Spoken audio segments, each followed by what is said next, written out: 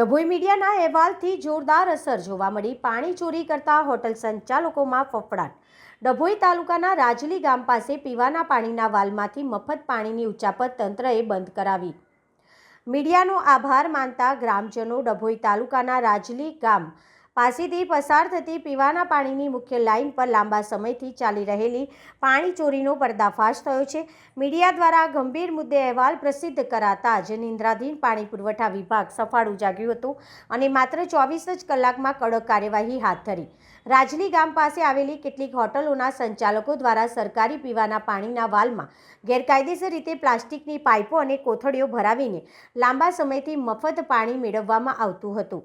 આ પાણી ચોરીના કારણે આસપાસના ગામડાઓને મળતા પાણીના પ્રેશરમાં ઘટાડો થતો હતો અને સરકારી મિલકતનો દુરુપયોગ થઈ રહ્યો હતો। તંત્રની સપાટો અને મીડિયાની શક્તિ। સ્થાનિક મીડિયામાં અહેવાલ પ્રસ્તુત થતાની સાથે જ પાણી પુરવઠા વિભાગના અધિકારીઓ ઘટના સ્થળે દોડી આવ્યા હતા। તંત્રએ તાબડતોબ વાલમાં નાખેલી પ્લાસ્ટિકની થેલી અને ટોટીઓ બહાર કાઢી લીધી હતી। ગેરકાયદેસર કનેક્શન કાપીને લાઇનને પૂર્વવત કરી ભવિષ્યમાં આવી ચોરી ન થાય તે માટે કડક સૂચનાઓ આપી હતી। અત્યાર સુધી અધિકારીઓની મિલીભગત કે નિષ્કાળજીના કારણે આ હોટલવાળાઓ બેફામ બન્યા હતા, પરંતુ મીડિયાએ અવાજ ઉઠાવતા જ તંત્રની કામગીરી કરવી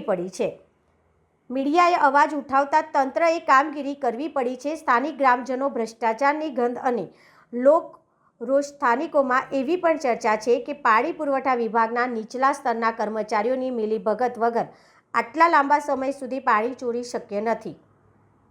મીડિયાની આ સતર્કતાના કારણે સરકારી તિજોરીને થતું નુકસાન અટક્યું છે, જેના પગલે આસપાસના ગામના લોકોએ મીડિયાનો હૃદયપૂર્વક આભાર માન્યો હતો। આ કાર્યવાહીથી ગેરકાયદેસર પાણી વાપરતા અન્ય તત્વોમાં પણ ફફડાટ વ્યાપી ગયો છે।